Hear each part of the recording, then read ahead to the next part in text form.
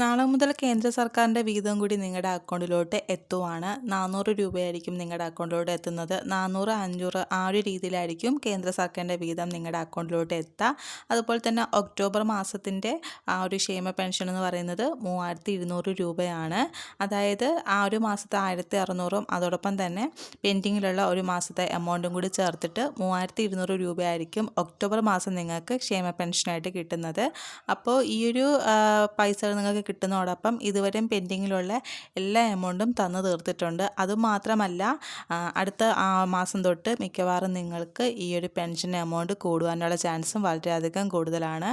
ഇപ്പോൾ ഇലക്ഷനും കാര്യങ്ങളും, അതായത് നിയമസഭാ ഇലക്ഷനും അതുപോലെ പഞ്ചായത്ത് ഇലക്ഷനൊക്കെ വരുന്നത് കൊണ്ട് തന്നെ വീണ്ടും നിങ്ങളുടെ എമൗണ്ട് കൂടുവാനുള്ള ചാൻസ് വളരെയധികം കൂടുതലാണ്.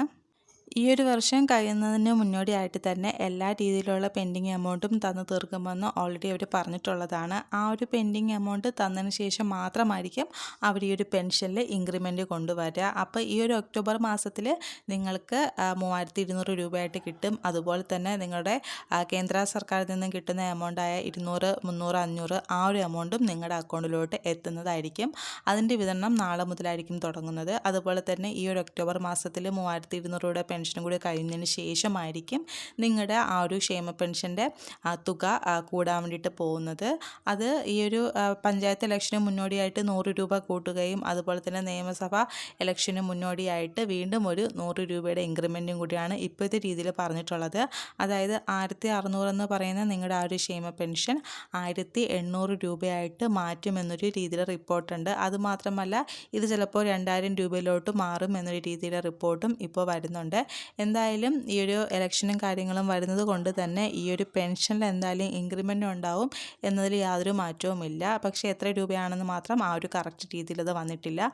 അതിന് വേണ്ടിയിട്ടുള്ള സെമിനാറുകളും മീറ്റിങ്ങുകളും ഇപ്പോഴും നടന്നുകൊണ്ടിരിക്കുകയാണ്. എന്തായാലും ഈ ഒരു ക്ഷേമ പെൻഷനിൽ എന്തായാലും ഒരു ഇൻക്രിമെൻ്റ് ഉണ്ടായിരിക്കുന്നതായിരിക്കും. അപ്പോൾ ഈ ഒരു ഒക്ടോബർ മാസത്തിൽ നിങ്ങൾക്ക് എന്തുകൊണ്ടും നേട്ടം തന്നെയാണ്. നമ്മുടെ ക്ഷേമ പെൻഷൻ രീതിയിലായ 3200 രൂപ നിങ്ങളുടെ അക്കൗണ്ടിലോട്ട് കിട്ടുന്നതാണ്. അതുപോലെ തന്നെ കേന്ദ്ര സർക്കാർ വീതമായിട്ടുള്ള 200 തൊട്ട് 500 രൂപ വരെയുള്ള ആ ഒരു രീതിയിലതും കിട്ടും.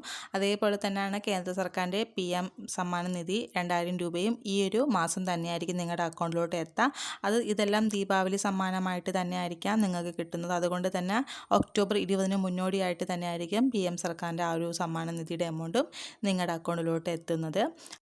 അപ്പോൾ ഈ ഒരു ഇൻഫർമേഷൻ എല്ലാവരോടും ജസ്റ്റ് ഒന്ന് പാസ് ചെയ്ത് കൊടുക്കുക. ഇതറിയാത്ത ഒത്തിരി പേരുണ്ട്, അപ്പോൾ അവർക്കൊക്കെ ഇതൊന്ന് ഷെയർ ചെയ്ത് കൊടുക്കുക. അതുപോലെ തന്നെ നിങ്ങൾക്ക് വീഡിയോ ഇഷ്ടമായിട്ടുണ്ടെങ്കിൽ ജസ്റ്റ് ഒരു ലൈക്ക് കൂടി ചെയ്തേക്കുക. നിങ്ങൾ ഓരോ ലൈക്ക് ചെയ്യുമ്പോഴത്തേക്കും ഈ ഒരു വീഡിയോ അത് മറ്റുള്ളവരോട്ടും എത്തുന്നതായിരിക്കും. അപ്പോൾ നമുക്ക് വീണ്ടും നല്ലൊരു അപ്ഡേറ്റ്സ് ആയിട്ട് കാണാം.